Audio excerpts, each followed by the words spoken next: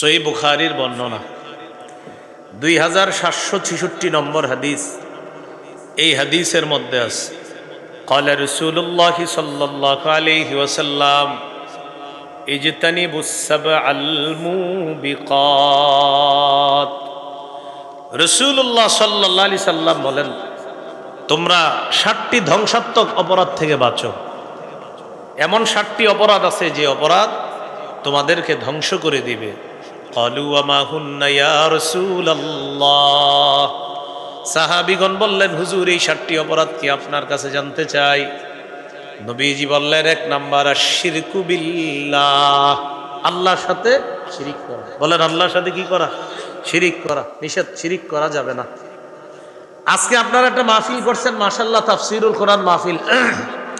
এখন এই জায়গায় মনে করেন আবার এরকম একটা মাহফিলের নাম দিয়ে কেউ শিরিকের কাজ করলো।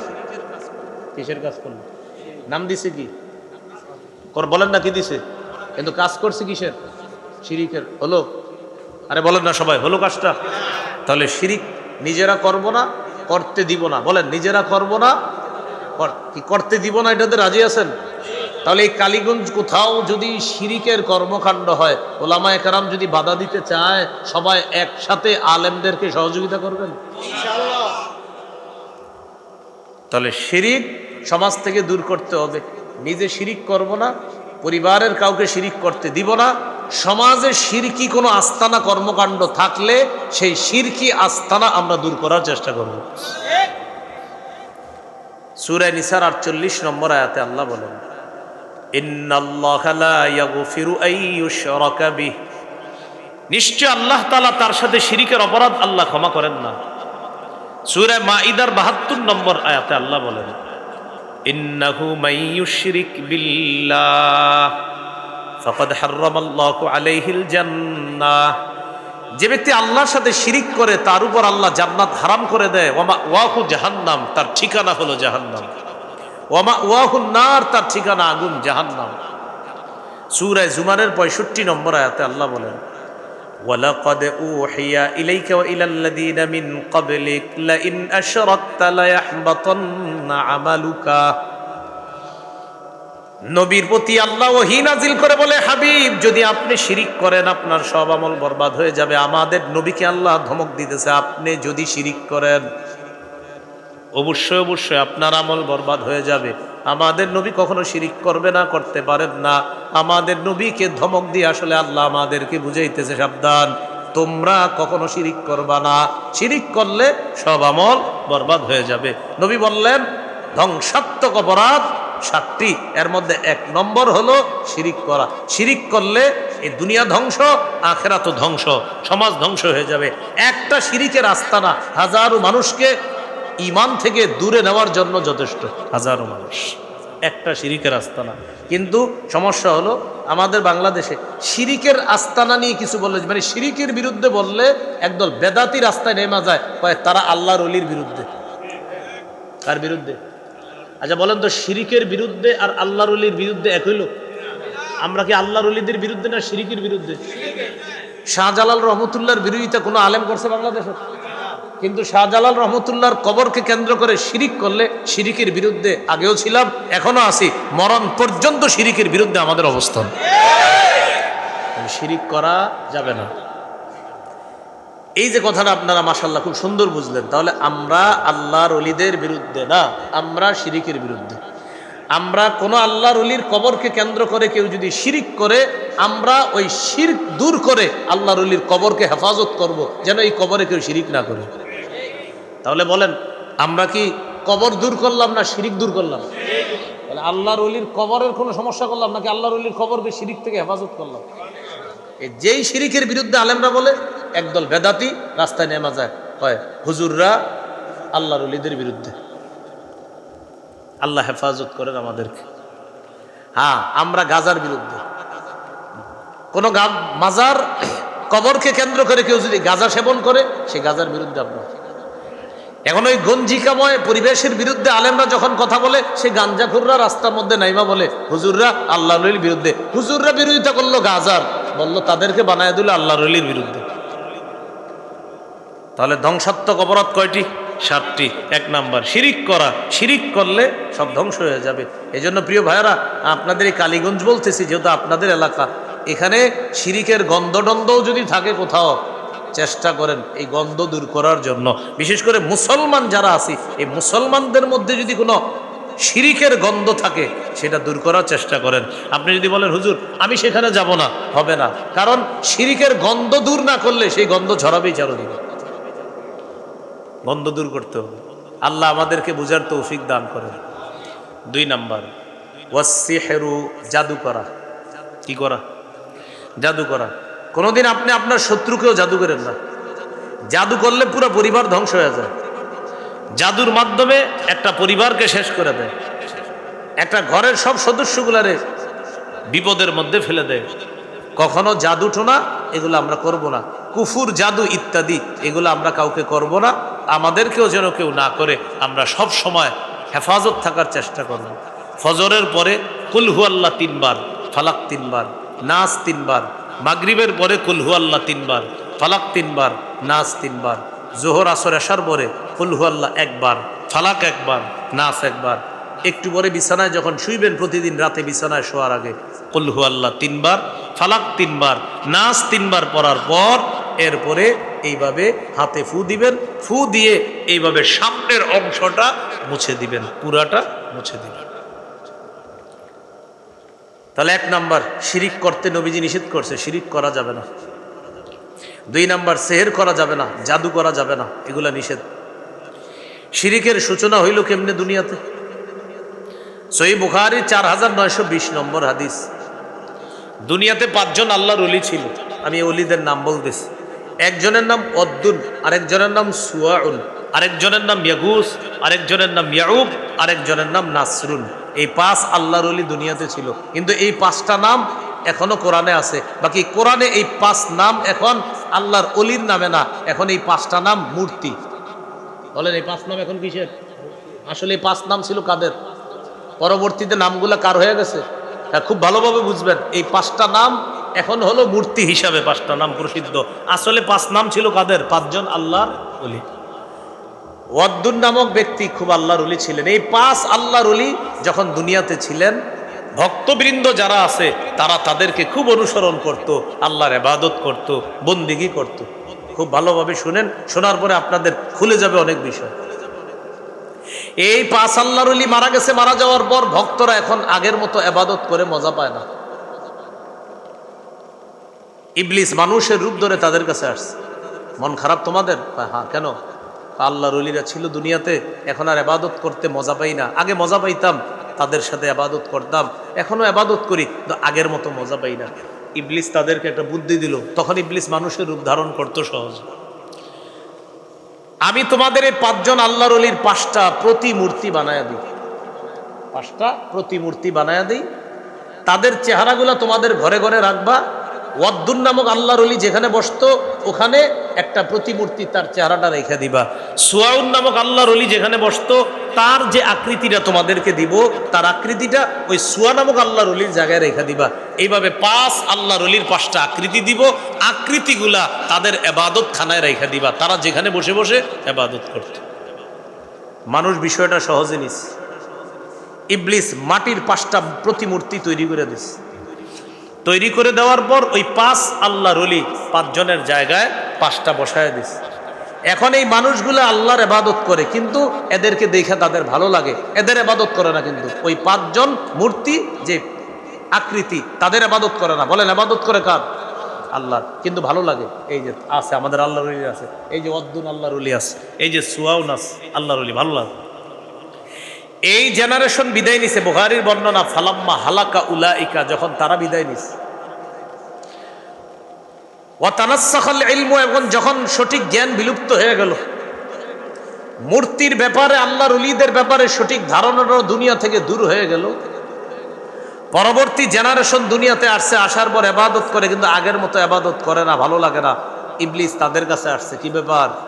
আমাদের আব্বা বাপদাদা যারা ছিল তারা 5 জন আল্লাহর ওলি, তাদেরকে দেখে ইবাদত করত, আমরাও তাদেরকে দেখে ইবাদত করি, কিন্তু ভালো লাগে না, মজা পাইতেছি না। হ্যাঁ, তোমাদের বাপদাদারা তাদের সামনে গিয়ে সেজদা দিত, তখন ভালো লাগতো। তোমরা এক কাজ করো, তাদের এই 5টা প্রতিমূর্তি এদের সামনে গিয়ে সেজদা দাও, দেখবা ভিতরে ভালো লাগবে। নাউজুবিল্লাহ, জোরে বলেন। বলেন তো, আল্লাহর ওলিদেরকে কেন্দ্র করে কি পূজা শুরু হয়ে গেল? হ্যাঁ বলেন, কি পূজা? সবাই বলেন, কি পূজা? আল্লাহর ওলিদেরকে কেন্দ্র করে 5টা মূর্তি পূজা দুনিয়াতে শুরু হলো। এই হলো দুনিয়াতে মূর্তি পূজার ইতিহাস। এর আগে পৃথিবীতে মূর্তি পূজা ছিল না। তো মুসলমান বর্তমান জামানায় মুসলমান মূর্তির সামনে যায় না, মূর্তির সামনে যায় ওই ধর্মের মানুষ মূর্তি পূজা করে না বা দুর্গা পূজা করে না, কিন্তু মুসলমান দরগাকে কেন্দ্র করে শিরিক নামক কর্মকাণ্ডে মুসলমান লিপ্ত হয়। অন্য ধর্মের মানুষরা তারা তাদের দেবদেবীদের সামনে যায়, এটা তাদের ধর্মীয় ব্যাপার, কিন্তু আমাদের ধর্মের মানুষরা দরগার মধ্যে গিয়ে শিরকি কর্মকাণ্ডে লিপ্ত হয়। আল্লাহ রসুল বললেন 7টি ধ্বংসাত্মক অপরাধ যা সমাজকে ধ্বংস করবে, দুনিয়া আখেরাত বরবাদ করবে। 1 নাম্বার শিরিক করা। আল্লাহ আমাদেরকে শিরিক থেকে হেফাজত করে।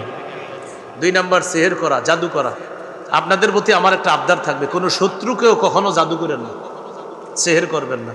মনে করেন একজন আপনি দেখতে পারেন না, যে ওরে আমার ভালো লাগে না, ওরে আমি মারমু, আপনি ঠিক আছে ওরে 2টা ঘুষি দেন, কিন্তু জাদু করেন না। কথার কথা, ঘুষি দিয়েন না, কথার কথা বললাম। যদি মনে করেন ঘুষিও দিবেন জাদু করবেন, তো আমি বলবো 2 অপশনের মধ্যে একটা ঘুষি দিয়েন, কিন্তু জাদু করেন না। কথার কথা বললাম। এ হলো 2 নাম্বার। 3 নাম্বার, ওয়াকাতলুন নাফসিল্লাতী হারামাল্লাহু ইল্লা বিল হক। অন্যায়ভাবে কোনো মানুষকে হত্যা করা। সমাজের মধ্যে যখন 2 জন ব্যক্তি ঝগড়া করবে, ঝগড়া করার পর আমরা 2 শ্রেণীর 2 এলাকা থেকে আইসা উচিত হলো তাদেরকে মীমাংসা করে দেওয়া। উল্টা আমরা কি করলাম? দক্ষিণ পাড়া থেকে 10 জন 10টা বাঁশ নিয়ে আসলাম, উত্তর পাড়া থেকে 10টা বাঁশ নিয়ে 10 জন আসলাম। বলেন ঝগড়া কমবে না আরো বাড়বে? 3 নাম্বার, অন্যায়ভাবে কাউকে হত্যা করা। ওই দক্ষিণ পাড়া উত্তর পাড়ার 2 জনে ঝগড়া লাগছে, এখন দক্ষিণ পাড়া উত্তর পাড়া থেকে 10 জন 10 বাঁশ নিয়ে মোট 20 বাঁশ নিয়ে আসছে এখানে। আসার পর বাস মারপিট শুরু। কেন শুরু জানে না, এবার মার্ডার হয়ে গেছে 5-7 জন। পরে আপনার ঘটনা কি, আমরা মরলাম কেন? বেটা 2 জনের মধ্যে সামান্য একটা ঝগড়া হয়েছিল, 5 জন মরে গেলাম। আল্লাহ রাসূল নিষেধ করছেন কতলুন নফস, অন্যায়ভাবে কাউকে হত্যা করা যাবে না। আপনারা এই সমাজে যারা আছেন, এমন কোনো কাজ যেন না হয় যে একটা মানুষকে হত্যা করার পর্যন্ত পৌঁছে যায়। হত্যা পর্যন্ত যেন না পৌঁছে। 2 জনের ঝগড়া হইতেছে, মিটিয়ে দেন, তাড়াতাড়ি গিয়ে মিটিয়ে দেন। যদি দেখেন হাতাহাতির পর্যায়ে, তাড়াতাড়ি 2 জনকে 2 দিকে নিয়ে যান। কিন্তু আমরা কি করি? বাঁশ নিয়ে আরো আসি। আমার পুত্রে ধরছস, এরকম আমার চাচারে ধরছে, 2 দিক থেকে বাঁশ নিয়ে আসে। না, এভাবে আদর্শ সমাজ গঠন হবে না। আল্লাহ রসুল বললেন 3 নাম্বার, অন্যায়ভাবে কাউকে হত্যা করা, এটা বর্জনীয়, এটা সমাজে বর্জন করতে হবে, এটা করা যাবে না। একটা চড়ুই পাখি গাছে বসে রয়েছে, ওরে আপনি অন্যায়ভাবে হত্যা করা নিষেধ, নাসাইর হাদিস। রাসূলুল্লাহ সাল্লাল্লাহু আলাইহি সাল্লাম বলেন, মান কাতালা উসফুরান আবাসা, কোন ব্যক্তি যদি অন্যায়ভাবে একটা চড়ুই পাখিকে হত্যা করে, আজ্জা ইলাল্লাহি ইয়াউমাল কিয়ামা, চড়ুই পাখি কিয়ামতের ময়দানে আল্লাহর কাছে মামলা দিবে। চড়ুই পাখি বলবে, আল্লাহ গাছের মধ্যে আমি বসেছিলাম, আমার কোনো অপরাধ নাই মাবুদ, এই লোকটা গাছের নিচ দিয়ে যাইতেছিল, আমার পাশ দিয়ে যাইতেছিল, অনর্থক আমাকে হত্যা করছে, আমি বিচার চাই। ওয়ালাম ইয়াকতুলনি লিমান ফাআ, মাবুদ লোকটা যদি আমাকে জবাই করে খেয়ে ফেলতো, আমার কোনো আফসোস ছিল না, কারণ আমি তার জন্য ছিলাম হালাল। বিসমিল্লাহ বলে জবাই করে খাইলে আমার কোনো আফসোস ছিল না। আল্লাহ আমার কোনো দোষ নাই, আমি বসেছিলাম, অনর্থক আমাকে হত্যা করছে, আল্লাহ আমি বিচার চাই। চড়ুই পাখি মানুষের বিরুদ্ধে আল্লাহর কাছে বিচার দিবে। নাসাই শরীফের বিশুদ্ধ হাদিস। পাখি যদি মানুষ না ছাড়ে, তাহলে মানুষ মানুষে ছাড়বে? ইয়াজিউল মাকতুলু বিল কাতিল, নিহত ব্যক্তি হত্যাকারী হাত ধরে আল্লাহর কাছে নিয়ে যাবে, আল্লাহ এই লোক আমারে হত্যা করছে, রক্ত পড়তে থাকবে, আমি বিচার চাই, আমার কি অপরাধ ছিল, এই লোকের বিচার চাই। তাহলে আমার সাথে একটু সবাই বলেন, বলেন হত্যা নামক অপরাধের চিন্তাও মাথায় আনা থেকে আল্লাহর কাছে পানা চাই। তাহলে আমরা ঝগড়াঝাটি হইতে পারে, মানবিমান, কিন্তু হত্যা এই জাতীয় না। একজনের উপরে আঘাত, তার অঙ্গহানি করা, তার পা হানি করা, এইগুলোতে আমরা যাব না। যে 2 জনের ঝগড়া হইতে পারে, কিন্তু সেটা যেন তার কানে আঘাত, চোখে আঘাত, তার শরীরে আঘাত, এবং আমি তার একটা হাত শেষ করে দিলাম, একটা আঙ্গুল কেটে ফেললাম, এই পর্যন্ত যেন না যায়। এটা আল্লাহ রসুল নিষেধ করছেন যে এগুলা হওয়া যাবে না। পাথর স্থাপন করবে, বলেন কি স্থাপন করবে? পাথর। রসুল সাল্লাল্লাহু আলাইহি সাল্লামের বয়স 35 বছর, নবুয়ত প্রকাশের 5 বছর আগের ঘটনা। কাবা ঘর পুনর্নির্মাণ করছে কাফেররা, কি টাকা দিয়ে? হালাল টাকা দিয়ে। তারা একসাথে হয়েছে, হওয়ার পরে বলল আমরা আল্লাহর ঘরটা আবার বানাবো, তবে হালাল টাকা, হারাম টাকা লাগাবো না ঘরের মধ্যে। এখন হালাল টাকায় আপনার ঘর পুরাটা হয় না, হালাল টাকায় ছোট্ট একটা ঘর হয়েছে। কিন্তু ঘরের আয়তন হলো যে বর্তমানে যারা হজ উমরায় গেছেন, যাওয়ার পর দেখবেন একটা রাউন্ড আছে পাশে, এই ঘেরাও করা জায়গা পুরাটা হলো আপনার ওই কাবার এরিয়া ছিল। এখন ওইটাকে বলা হয় হাতিমে কাবা। এখন ওই পুরা ঘর বানাইতে গেলে কি নাই? টাকা নাই।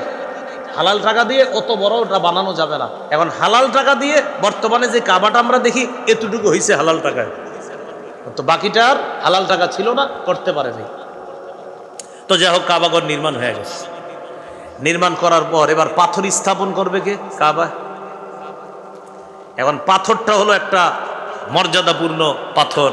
হাদিসের মধ্যে আসছে এই পাথরের জবান থাকবে কিয়ামতের ময়দানে, যে চুমা দিছে তার পক্ষে পাথর আল্লাহর কাছে সাক্ষী দিবে যে আমারে চুমা দিছে, আল্লাহ আপনি তাকে মাফ করে দেন। এই পাথরকে স্থাপন করবে কাবার ওই কোনায়। আরবের নিয়ম হইল ওটের পানি খাওয়া নিয়া, ঘোড়ার পানি খাওয়া নিয়া ঝগড়া লাগা যায়। সেই ঝগড়া কখনো 2 বছর, কখনো 10 বছর, কখনো বংশ পরম্পরায় চলতে থাকে। ঝগড়া লাগছে কি নিয়ে? ওটে হের পানি কেন খাইবে, এটা নিয়ে ঝগড়া শুরু হয়েছে। এখন বংশের পর বংশ, তোরে ওসিয়ত করে গেলাম, আমি এই ঝগড়াটা শেষ করে দিতে পারলাম না, তুই করবি, এরকম ওসিয়ত করে যেত ঝগড়া, যে এই যুদ্ধ যেন না থামে, ওসিয়ত করে যেত। যুদ্ধ লাগছে কি নিয়ে? আপনার ঘোড়া পানি খাওয়া নিয়া, ওটে পানি খাওয়া নিয়ে। এখন পাথরকে স্থাপন করবে, এটা নিয়ে একদল আরেক দল বলতেছে আমরা, আরেক দল বলে না আমরা, আরেক দল বলে আমরা। আরবের নিয়ম কি জানেন? এই আমরা হইতে হইতে হইতে হইতে ঠিক আছে, অস্ত্র ফয়সালা করবে। কে ফয়সালা করবে? অস্ত্র মানে? হ্যাঁ, অস্ত্রই ফয়সালা করবে। যুদ্ধ হবে, যুদ্ধে যারা জিতবে তারা পাথর লাগাবে। সোজা অস্ত্র নিয়ে আপনার সব গোত্র রেডি, কাবা চত্বরে প্রস্তুত, অস্ত্র নিয়ে প্রস্তুত, এক এক গোত্র। যুদ্ধ হবে, যারা জিতবে তারা পাথর স্থাপন করবে। এক মুরব্বী বসা, মুরব্বী সবাইরে বললেন তোমরা আজকে রাতটা অপেক্ষা করবা। কয় কেন? কয় দেখো না, আগামীকাল আমরা সবাই বসে থাকবো, ভোরে সর্বপ্রথম যেই লোকটা প্রবেশ করবে কাবা চত্বরে, এই লোকটাই পাথরটা এখানে স্থাপন করবে, আমরা সবাই মেনে নিব। দেখি ভোরে কোনো ব্যক্তি আসে কিনা, আমাদেরকে ছাড়া অন্য কোনো ব্যক্তি আসে কিনা। যিনি আসবে বাস তাকে আমরা বরকতি মানুষ মনে করে তার দায়িত্বে দিয়ে দিব পাথর স্থাপনের। যদি এরকম কেউ না আসে তাহলে ঝগড়া, আমাদের মাঝে যুদ্ধ হবে, যুদ্ধে মীমাংসা হবে কারা পাথর রাখবে। রাত হয়ে গেছে, সকালবেলা সবাই তাকায় আছে, দেখে কি আউয়ালু মান দাখালাল কাবা রাসূলুল্লাহ সাল্লাল্লাহু আলাইহি ওয়াসাল্লাম। সর্বপ্রথম যে লোকটা প্রবেশ করছে তিনি হলেন তাদের মাঝে প্রসিদ্ধ আল আমিন, আমাদের নবী মুহাম্মদ সাল্লাল্লাহু আলাইহি সাল্লাম সর্বপ্রথম কাবা চত্বরে প্রবেশ করছে। সবাই যখন নবীজিরে দেখছে, তো আমাদের আল আমিন, তাহলে তার কোনো সমস্যাই নেই। সব কাফের মুশরিকরা বলতেছে মুহাম্মদ সাল্লাল্লাহু আলাইহি সাল্লাম যেহেতু মুহাম্মদ এসে গেছে, তার নিয়ে তো আমাদের কোনো অভিযোগই নেই। ব্যাস এমন এক লোক আসছে, নিয়ত ছিল কি যে আসবে সেই পাথর স্থাপন করবে, আর এমন এক লোক আসছে যারা সবাই ভালোবাসে মুহাম্মদ, ব্যাস আমরা ফয়সালা মেনে নিলাম। এখন দেখেন ঘটনাটা আপনাদেরকে বলি, নবীজিরে বলছে মুহাম্মদ সাল্লাল্লাহু আলাইহি সাল্লাম তুমি আসছো, এখন আমরা একটা সিদ্ধান্ত নিয়েছিলাম, যাক বাঁচাইছে আল্লাহ তাআলা, আমাদের মাঝে বিশাল বড় যুদ্ধের দিকে আমরা চলে গিয়েছিলাম, এখন এই পাথর ওই কাবার কোনায় তুমি লাগাবা, স্থাপন করবা। নবীজি সাল্লাল্লাহু আলাইহি সাল্লাম পাথর স্থাপন করবেন। ঘটনা হলো আপনার পাথরটা ওজনওয়ালা পাথর, এই পাথরটা বহন করে একা নেওয়া যাবে না কাবা পর্যন্ত, বহন করতে 2-1 জন প্রয়োজন। এখন সেই 2-1 জন কে হবে? আমাদের নবী চিন্তা করলেন, বুদ্ধি খাটাইলেন যে এখন তো আবার ঝগড়া শুরু হইব। নবীজি বুদ্ধি করে বললেন প্রত্যেক গোত্রের নেতারা আসেন। সুবহানাল্লাহ বলেন। সব গোত্রের নেতাদেরকে আনার পর বললেন একটা কাপড় বিছান, বিছাইছে। কাপড়ের মধ্যে পাথরটা নবীজি রাইখা বললেন এবার সবাই কাপড় ধরবে। সবাই কাপড় ধরছে, সব গোত্রের লোকেরা বলতেছে আমাদের নেতাও পাথর নেয়। আরেক গোত্র বলতেছে আমাদের নেতাও পাথর নেয়, আরেক গোত্র বলতেছে আমাদের নেতাও পাথর নেয়। সব গোত্র খুশি যে আমগো নেতাও তো পাথর নিছে, যুদ্ধের প্রয়োজন নেই। কি শিখলাম? রাসূলুল্লাহ সাল্লাল্লাহু আলাইহি সাল্লাম বুদ্ধি করে ঝগড়া বাড়িয়ে দিয়েছে না থামিয়ে দিয়েছে? 3 নাম্বার মনে আসেনি? 7 ধ্বংসাত্মক অপরাধের 3 নাম্বার কতলুন নফস, অন্যায়ভাবে কাউকে হত্যা করা। এটা নিষেধ, এটা নিজেরা করব না, সমাজে যেন না হয় এই ব্যাপারে আমরা সচেতন থাকি। 4 নাম্বার ওয়া আকলুর রিবা, সুদ খাওয়া। সুদ খাওয়া এটা একটু আগেও বলছি, একটু এই জায়গাটা শোনেন মন দিয়ে। রাসূলুল্লাহ সাল্লাল্লাহু আলাইহি সাল্লাম বলেন লা ইয়াতিয়ান্না আলান নাসি জামান, আমার উম্মতের উপর এমন একটা সময় আসবে লা ইয়াবকা আহাদুন ইল্লা আকালার রিবা, আমার উম্মতের কেউ বাকি থাকবে না, সবাই সুদ খাবে, এমন একটা সময় আসবে। ওয়া ইল্লাম ইয়াকুলহু আসাবাহু মিন বুখারিহি, নবী বলেন ডাইরেক্ট যদিও সুদ না খায়, সুদের হাওয়া সবার গায়ে লাগবে। প্রথমে বলছে সবাই খাবে, তো সবাই তো খায় না। নবী বলছে সবাই খাবে মানে সবাই ডাইরেক্ট না খাইলেও সুদের হাওয়া সবার গায়ে লাগবে। যেমন এক ব্যক্তি আপনারে 1 কাপ চা খাওয়াইতে নিয়ে গেছে দোকানে, চা পান করা আছে আপনারে, আপনি চা খাওয়া এটা আপনার জন্য গুনাহ হবে না, আপনার জন্য নাজায়েজ হবে না, কারণ আপনি মনে করছেন লোকটা আমারে মহব্বত করে 1 কাপ চা খাওয়াইছে, কিন্তু উনি 5 টাকা বিল দিছে, 5 টাকা সুদের 5 টাকা। এখন আপনি ডাইরেক্ট সুদ খান না, কিন্তু সুদের হাওয়া আপনার পেটে দিয়ে দিল। এখন আপনি নামাজে এসে মজা পান না, আল্লাহু আকবার, কি রে এশার নামাজে ইমাম সাহেবের কেরাতটা আজকে দিতে তেমন ভালো লাগতেছে না, এতদিন তো ভালো লাগছে। ফজরের নামাজে আজকে ভালো লাগতেছে না, তুমি ভালো লাগছে। ইমাম সাহেবের কাছে গেছে, হুজুর নামাজে মজা পাইতেছি না, এশায়ও মজা পাই না, ফজরে মজা পাই না। ইমাম সাহেব কয় কালকে উল্টা পাল্টা কিছু খাইছেন? কয় না, আমি তো হারাম কিছু খাই না, আমি হারাম উপার্জন করি না, আমি হারাম খাইও নাই। কয় কেউ কিছু খাওয়াইছে? হ্যাঁ একজন খাওয়াইছিল। কয় খোঁজ নিয়ে দেখেন যেটা খাওয়াইছে ওখানে কোনো হারামের ছোঁয়া আপনার পেটে আসছে কিনা। আপনার গুনাহ হয় নাই খাওয়াতে, কিন্তু হারামের ছোঁয়া লাগাতে এখন আপনি আজকে নামাজে মজা পাইতেছেন না। এই ছোঁয়া যতদিন থাকবে ইবাদতে মজা পাবেন না। টেনশনে পড়ে গেছেন অনেকে যে হুজুর মাঝে মাঝে তো আমগো হয়, ঠিক না? ইবাদত দেখবেন হঠাৎ হঠাৎ মজা লাগে না, ওই কোথায় জানি কোন পার্টিতে গিয়ে খাইছেন, খাওয়ার পর আর মজা লাগে না, আপনার জানাও নাই সেই পার্টির আয়োজন কি দিয়ে হয়েছে। খুব সতর্ক, খুব সতর্ক। বাচ্চা যারা আছে বাচ্চাদেরকে যেই জায়গা যে কোনো জায়গার খানা খাওয়াই দিবেন না, যেই কোনো খানা বাচ্চাদেরকে খাওয়াবেন না। দেখবেন মাঝে মাঝে বিভিন্ন অনুষ্ঠানকে কেন্দ্র করে বিভিন্ন খানার আয়োজন করে, এই বাচ্চাদেরকে সব খানা খাওয়াবেন না। আমাদের উস্তাদরা একদিন খালি বলছিল যে এই জাতীয় খানা, উল্টাপাল্টা খানা, যেখানে সেখানের খানা গ্রহণ না করা। বিশ্বাস করেন এরপর থেকে আমি নাবালেগ থেকে কোন জায়গার আপনার এখানে সেখানে বিভিন্ন খাবার দেয়, এই খাবার বাস দূরে থাকা, বিরত থাকতেছে বলছে, বাস এটাই সুন্দর কথা। তো আমি বলতেছি বিভিন্ন জায়গায় দেখবেন বিভিন্ন উপলক্ষে খানা দেয়, আমি বলছি না যে আপনার জন্য এটা না যায়, আমি বলছি দূরে রাখেন, ভালো হবে ইনশাল্লাহ, ভালো হবে। বিশেষ করে মৃত ব্যক্তি ইত্যাদির খাবার এগুলো আপনারা অসহায় ব্যক্তিদেরকে খাওয়াই দেন, এতিম অসহায় মিসকিনদেরকে বেশি খাওয়াই দেন। মৃত ব্যক্তিদের খাদ্যটা আপনারা যারা পয়সাওয়ালা আছেন আপনারা না খাওয়াই ভালো। ওই অসহায় এতিম যারা আছে, যেটা ইসালে সওয়াব বলি আমরা, এটা তাদেরকে খাওয়ায় দেওয়ার চেষ্টা করা। দিল মরে যায়, অন্তর মরে যায়, ইবাদতে মজা পাওয়া যায় না। কারণ সব হক আপনি খাইতে যান কেন? এতিম মিসকিনেরটাও আপনি পেটে ঢুকাইতে যান কেন? আমি বলছি না আপনার জন্য নাজায়েজ হয়ে যাচ্ছে, বলছিলাম সব জায়েজে আপনি পেটে ঢুকাইতে হবে বিষয়টা এমন না, কারণ কোন ছোঁয়া আপনার পেটে আসবে আপনি তো জানেন না। আল্লাহ আমাদেরকে হেফাজত করেন। তাহলে 4 নাম্বার আকলুর রিবা, সুদ খাওয়া। এক ঘরে 4 ভাই, 3 ভাই ভালো আছে, 1 ভাই সুদ খায়। এই ভাই জোর করে বাকি 3 ভাইরে ঝামেলার মধ্যে ফালায় দেয় মাঝে মাঝে। হ্যাঁ আপনারা এক মায়ের পেটের ভাই, আমার অনুষ্ঠানে আপনারা কেন আসবেন না? 2-3 ভাই মুখ দিয়ে বলতে পারে না তোমার কামাই তো সুদের কামাই, কেমনে যাবো? এটা না পারে বলতে, না পারে সইতে, 3 ভাই বাধ্য হয়ে ওই সুদের কামায়ে তখন তারাও যায় শরীক হয়। কি বলবো? তাহলে 4 নাম্বার আকলুর রিবা, সুদ খাওয়া, এটা বর্জনীয়, এটা নিষেধ। আল্লাহ আমাদের এই সমাজটা সুদমুক্ত সমাজ গঠন করার তৌফিক দান করেন। আশা করি আপনাদের সমাজে সুদখোর নাই। সুদের কারবার আছে আপনাদের এলাকায়? আপনারা যদি সবাই চুপ হয়ে গেলেন। হ্যাঁ,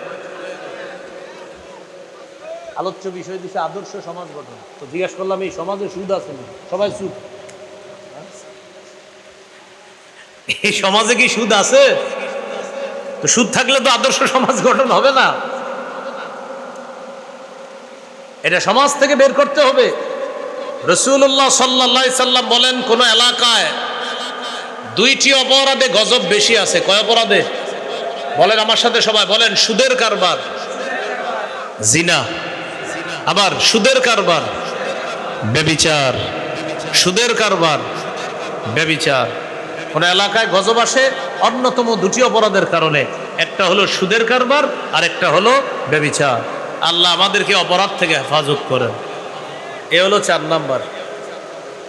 5 নাম্বার, ওয়া আকলু মালিল ইয়াতীম, এতিমের সম্পদ অন্যায়ভাবে ভক্ষণ করা। ভাই এই অংশটা মন দিয়ে শুনেন। বড় ভাই মারা গেছে, তার 3-4 জন সন্তান আছে, চাচার দায়িত্বে আসছে এতিম সন্তানগুলো। এখন চাচা কি করে? কলমের খোঁচায় ভাতিজা ভাতিজিদের সম্পদ আত্মসাৎ করে। এটা নিষেধ। আল্লাহ তাআলা পবিত্র কোরআনে বলেন, ইন্নাল্লাযীনা ইয়াকুলুনা আমওয়ালাল ইয়াতামা যুলমা, যারা অন্যায়ভাবে এতিমের সম্পদ পেটে ঢুকায়, ইন্নামা ইয়াকুলুনা ফি বুতুনিহিম নারা, তারা পেটে আগুন খায়। আগুন। বলেন তো, যারা এতিমের সম্পদ খায় তারা কি খায়?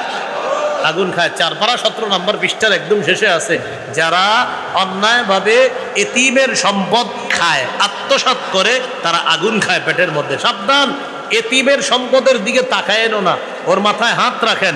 নবী বলেন, ইযা আরাদতা আইয়ালিনা কলবুক, তুমি যদি চাও তোমার অন্তরটা নরম হোক, ফামসাহ রাসাল ইয়াতীম, এতিমের মাথায় হাত বুলাইবা, তোমার অন্তর আল্লাহ নরম করবে। তাহলে এতিমের সম্পদ আত্মসাৎ করা যাবে না। সমাজে এই জাতীয় কাজ যদি করে কেউ, সবাই মিলে বাধা দিতে হবে।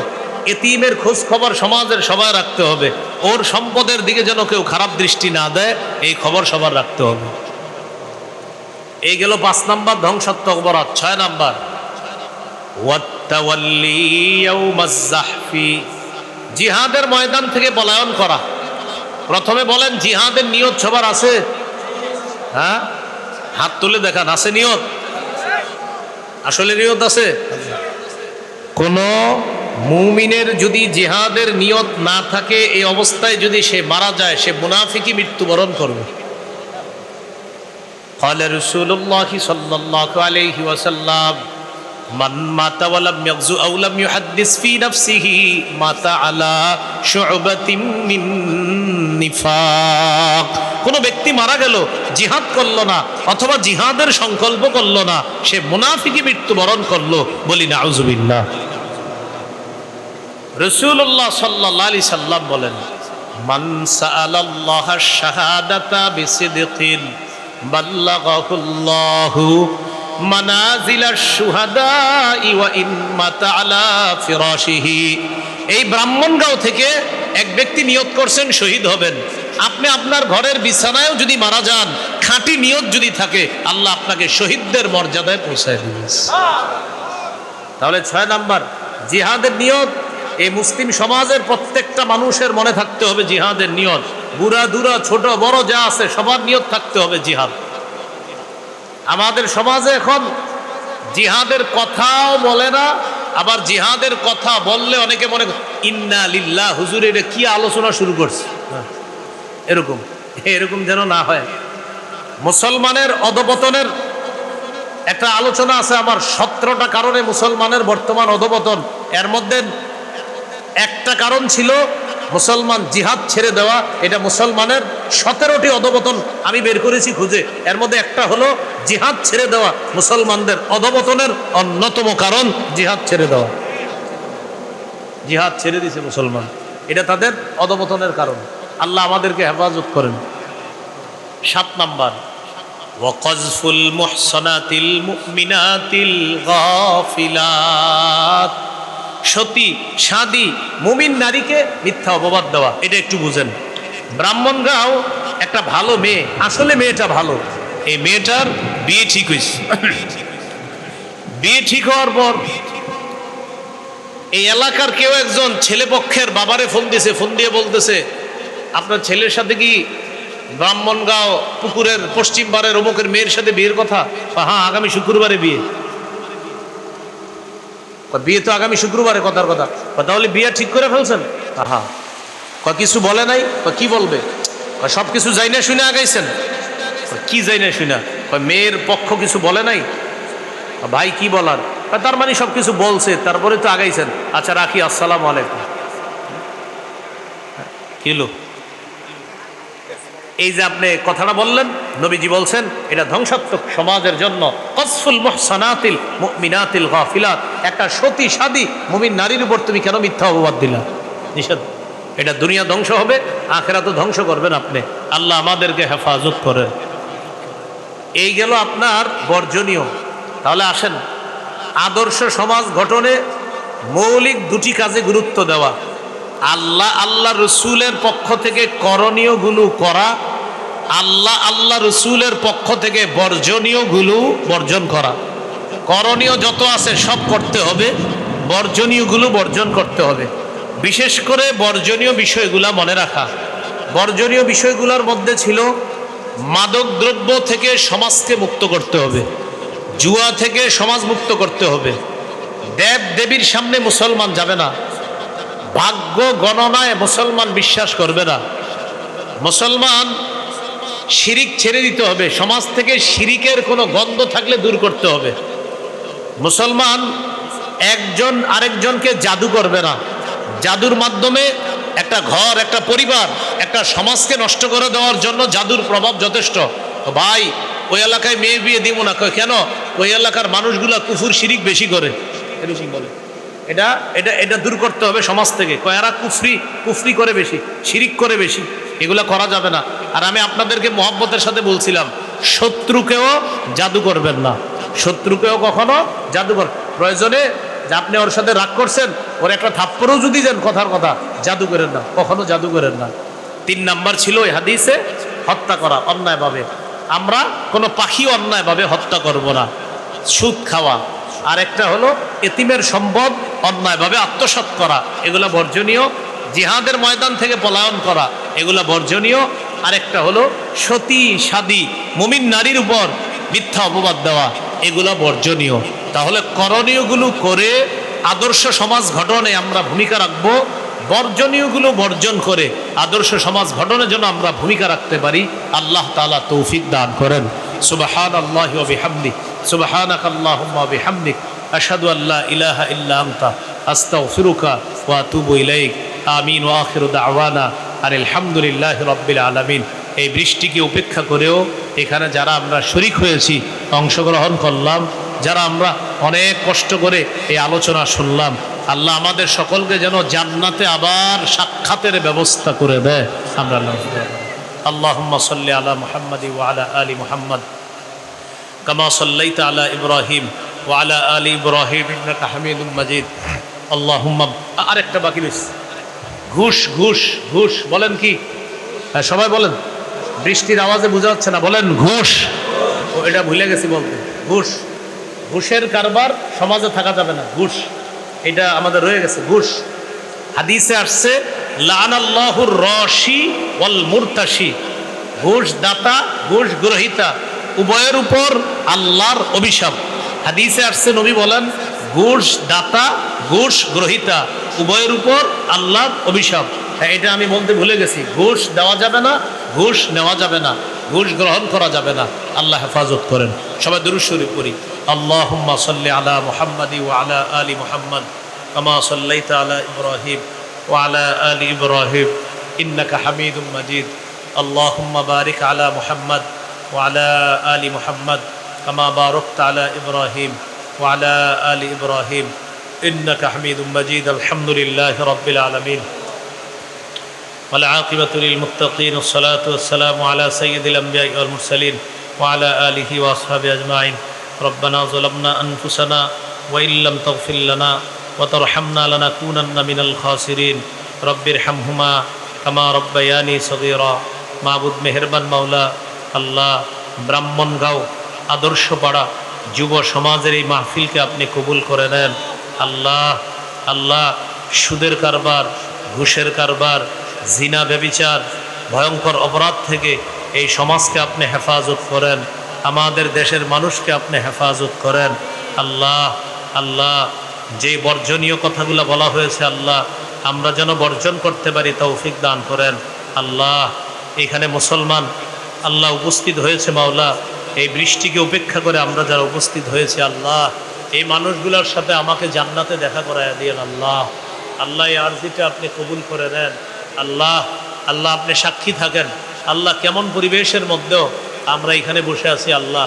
আমাদের এই বৈঠকটা নাজাতের উসিলা বানায়া দেন আল্লাহ, নাজাতের উসিলা বানায়া দেন আল্লাহ, নাজাতের উসিলা বানায়া দেন আল্লাহ, নাজাতের উসিলা বানায়া দেন।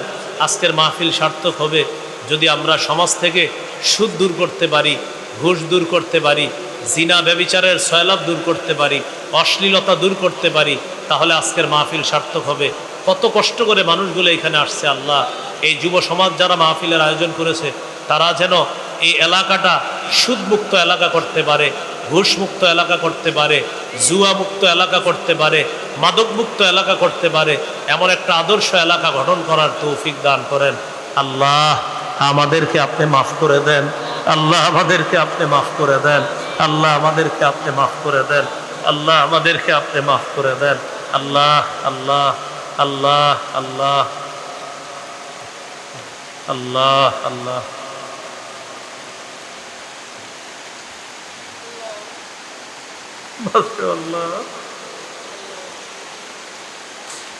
আল্লাহ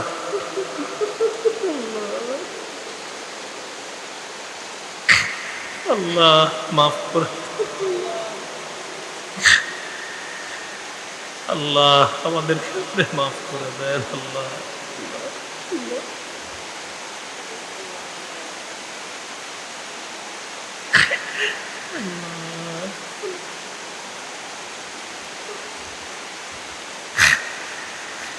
আল্লাহ ব্যবস্থা করে দেন আল্লাহ।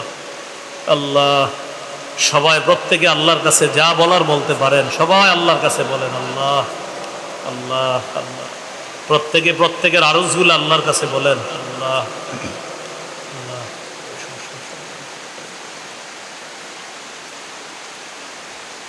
হাদিসে আসছে বৃষ্টির সময় দোয়া কবুল হয়, যে যা পারেন আল্লাহর কাছে বলেন আল্লাহ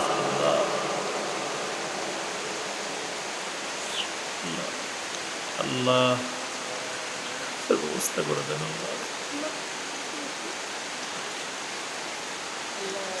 আল্লাহ, ব্যবস্থা করে দেন আল্লাহ।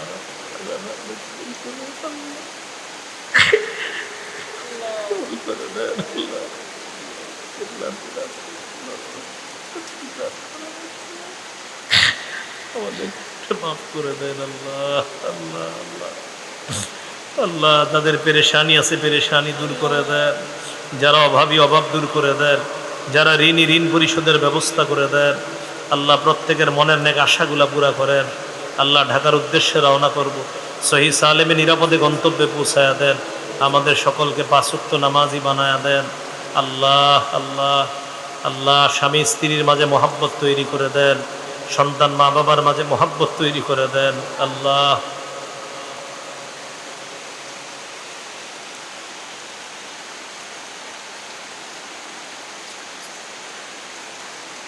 اللهم صل وسلم وبارك على محمد سبحان ربك رب العزة عما يصفون وسلام على المرسلين الحمد لله رب العالمين. السلام عليكم.